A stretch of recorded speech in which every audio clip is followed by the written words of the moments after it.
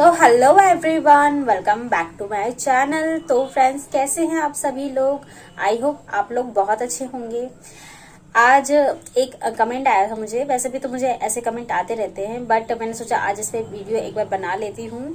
वैसे तो मैं ऑलरेडी वीडियोस बना चुकी हूँ। अगर आप मेरे चैनल पर जाकर देखेंगे, प्लेलिस्ट किसी की नहीं बनी हुई है, क्योंकि एक कोई स्पेसिफिक चीज के लिए मैं नहीं बना रही वीडियो, इस वजह से किसी की प्लेलिस्ट नहीं है। बाकी जो ऐसे रैंडम टॉपिक्स पे जो वीडियोस होते हैं वो एक लाइन से है, आपको एक लाइन से जाकर ही सर्च करना होगा।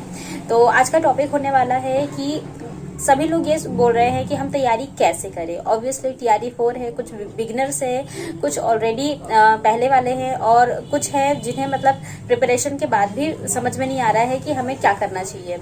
तो सबसे पहले बात कर लेते हैं बैच के बारे में।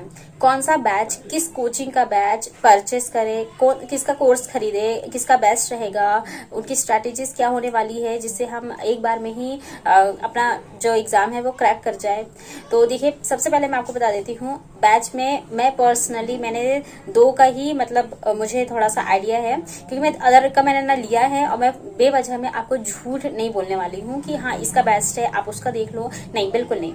मैंने सबसे पहले तो पीआरटी के लिए टीचिंग परीक्षा का लिया है। उसमें जीके जीएस दानिश सर पढ़ाते हैं, आप अच्छे से जानते होंगे, और बाकी सर भी मतलब टीचर्स है वो भी पढ़ाते हैं।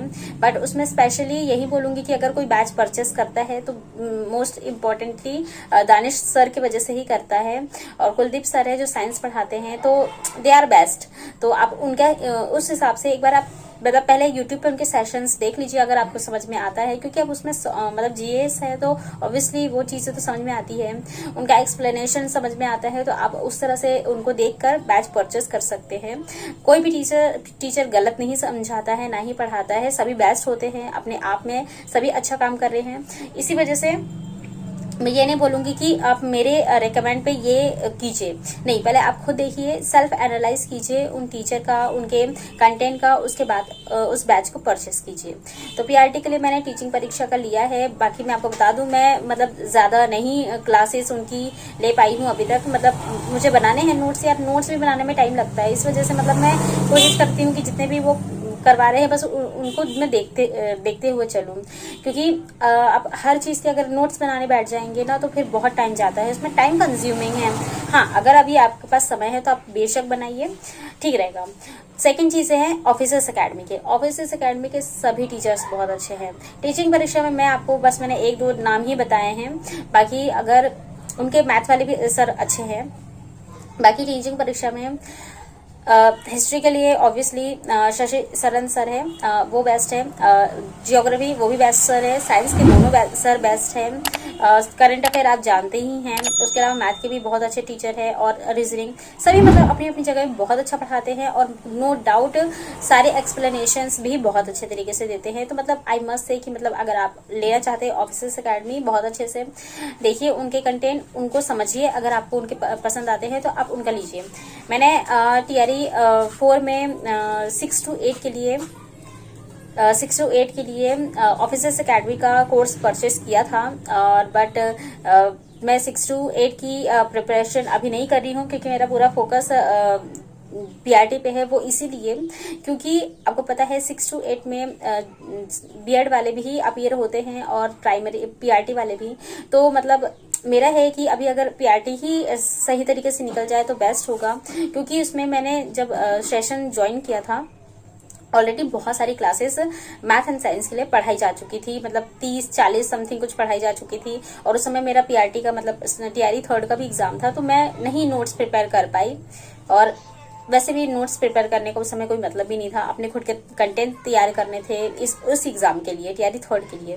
तो मैंने उसके लिए कुछ प्रिपरेशन नहीं की, और फिर जब एग्जाम खत्म हुआ, अगस्त का महीना आ गया, तो बहुत सारी मतलब क्लासेस हो चुकी थी, तो मैं नहीं कवर कर पाई। तो इसीलिए मैं बस उनकी क्लासेस देखती हूँ, बट नोट्स अभी प्रिपेयर नहीं कर पा रही हूँ। और इसके बाद अब फिर से टीआरई 4 के लिए पीआरटी की तैयारी करना है, तो इस वजह से भी मैं 6 to 8 से ज्यादा अभी इस समय इसकी तैयारी कर रही हूँ। और इसके मतलब मैंने आपको सिर्फ 2 को बताया, मुझसे बहुत सारे लोग पूछ रहे हैं सचिन सर की कैसी है, तो मैंने नहीं देखी है, तो मैं नहीं बता सकती उनका। बाकी इसके अलावा अगर आपको कोई दूसरे भी पसंद आते हैं, जैसे मैथ के लिए अमरजीत सर भी है, मतलब सिर्फ पर्टिकुलर मैथ के लिए उनके भी कोर्स परचेज करते हैं, तो आप उसके हिसाब से देख सकते हैं। अब बात है कि नोट्स बनाएं, मतलब बुक से बनाना हो या फिर यूट्यूब से कंटेंट्स देख के बनाना हो, तो नोट्स प्रिपेयर करें, क्या उससे पढ़े? तो हाँ बिल्कुल, क्यों नहीं है। अगर आपके पास टाइम है, अगर आप नोट्स प्रिपेयर कर रहे हैं, वो भले ही पैड कोर्स से हो, चाहे यूट्यूब सेशन से हो या फिर बुक से हो, अगर आप नोट्स प्रिपेयर कर रहे हैं तो क्या होता है ना, एक बहुत लेंथी चीज होती है, वो छोटी सी चीज में कवर हो जाती है। तो इससे जब आप रिवीजन करते हैं तो उस टाइम आपको मतलब बहुत छोटे मतलब पन्ने बहुत कम पलटने पड़ते हैं और बहुत अच्छे तरीके से आपको पता होता है कि आपने कौन सी चीज कहाँ से मतलब पकड़ पकड़ के इसमें लिखी हुई है, तो वो आपके लिए बेहतर होता है। तो नोट्स मतलब मैं बोलूंगी नो डाउट आप प्रिपेयर कर सकते हैं और उससे मतलब आप पढ़ भी बहुत अच्छे तरीके से सकते हैं। अब इसके बाद है बुक्स। मैं आपको बोलूंगी कोई भी चीज अगर आपको ना समझ में आए तो आप सिर्फ बुक पे जाइए। बुक ही आपका मतलब फर्स्ट एंड लास्ट चॉइस होनी चाहिए, क्योंकि क्या है ना, पेड कोर्स में आपको मतलब है, मतलब अच्छी चीज है कि मतलब आपको एक सिर्फ वे प्रोवाइड कर दिया जाता है कि आपको बस इतना पढ़ना है, इन्हीं चीज को पढ़ लीजिए। बट आपको एक बात पता होनी चाहिए, कोई भी पेड कोर्स भी अगर पढ़ाता है तो बुक से ही डेटा उठाता है। कोई उनके पास कोई जादुई चमत्कार नहीं है कि कुछ अलग चीज पढ़ा देते हैं। वो नहीं, जो आपके पास आपकी डेटा बुक्स में लिखे हुए हैं वो सेम डेटा ही आपको पढ़ाए जाते हैं, उन्हीं के आपको नोट्स भी बनवाए जाते हैं। तो कुछ अलग तो होता नहीं है। वो चाहे आप बुक्स में एनसीईआरटी एससीईआरटी पढ़े, चाहे ल्यूसेंट पढ़े, चाहे कोई भी जीके जीएस की बुक पढ़े या फिर कोई भी अलग मतलब रीजनिंग, मैथ और अदर जो भी मतलब होता है, जो हम लोगों का करंट अफेयर भी है, वो मतलब कुछ मैं बोल रही हूँ कि बुक से कोई भी चीज़ बाहर नहीं पढ़ाई जाती है। सारी चीज़ें आपको बुक में अवेलेबल होती है, बस ये है कि आपको उसे पढ़ना होता है और मल्टीपल टाइम रिवीजन करना होता है। सबसे बड़ी बात होती है कि हम बुक से दोस्ती ही नहीं करते हैं, हम बस मतलब इधर से उधर मतलब एक यूट्यूब की दुनिया में भी हम भी बन गए हैं, मतलब सिर्फ प्रैक्टिस सेशंस देखते जाओ, वो बन रहा है तो फिर और भी चीज की क्या जरूरत है। लेकिन इसी की वजह से हम लोगों का मतलब काफी लॉस हो जाता है, बुक से रिवीजन नहीं करने की वजह से, बुक से नहीं पढ़ने की वजह से। अभी क्वेश्चन को चैलेंज करना है, किसी को कुछ भी मटेरियल प्रोवाइड नहीं हो पा रहा है, जिन्होंने अगर पढ़ा भी है एनसीईआरटी एससीईआरटी, तो उसमें से भी मतलब जिनको मिल जा रहा है, कुछ डेटास मिल जा रहे हैं, बाकी कुछ डेटास नहीं भी मिल रहे हैं एनसीईआरटी और एससीईआरटी से। तो फिर उसके लिए क्या करें, इसी वजह से। और देखिए एक और चीज है, कोई भी कोचिंग क्लास मतलब मुझे ऐसा लगता है कि किसी ने मतलब कुछ डेटास भी प्रोवाइड कराने की कोशिश नहीं की है कि मतलब बच्चों को मतलब एक थोड़ा सा मतलब बर्डन भी कम हो जाए, क्योंकि हर किसी ने, ये जरूरी नहीं है कि एनसीईआरटी एससीईआरटी ही पढ़ी हो। कुछ बहुत सारे लोग ने टीआरई 1 2 में तो ल्यूसेंट से ही पढ़ के एग्जाम क्वालिफाई कर लिया था, कुछ पैड कोर्स से भी एग्जाम क्वालिफाई कर रहे हैं। तो इसलिए इन्हें डेटास प्रोवाइड कराने चाहिए थे, मतलब मुझे ऐसा लगता है। बाकी आप देख लीजिए आपको क्या मतलब सूटेबल लगता है। मैं यही बोलूंगी आप लोग एक बार जरूर बुक से गो थ्रू हो जाइए, उसके बाद आप नोट्स प्रिपेयर कीजिए। और पैड कोर्स का तो मतलब इतना ज्यादा मतलब मैंने खुद भी लिया है, लेकिन मैं यही बोलूंगी कि इतना ज्यादा मैं इसको हवाई नहीं बनाना चाहती हूँ कि नहीं, आप लीजिए ही लीजिए। अगर आपके पास बुक्स अच्छे तरीके से अवेलेबल है और आप बहुत अच्छे मतलब रीडर है, तो आपका मतलब एग्जाम क्वालिफाई हो जाएगा सेल्फ स्टडी से, सिर्फ बुक पढ़ के ही। और इसके मतलब कोई मैं बोलूंगी कि सेकंड ऑप्शंस भी नहीं होते हैं, बुक से ही आपका मतलब 1 टाइम में आप क्वालिफाई कर जाएंगे। इसके अलावा आपको पीवाईक्यूज हमेशा देखते रहना है और प्रैक्टिस सेट्स करते रहना है।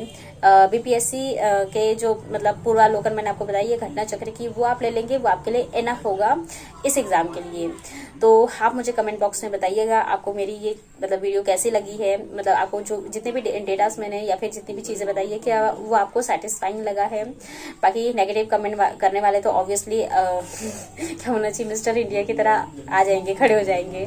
तो इसलिए आज के लिए बस इतना ही, मिलते हैं मेरे नेक्स्ट वीडियो में। Till then stay happy, stay healthy, bye.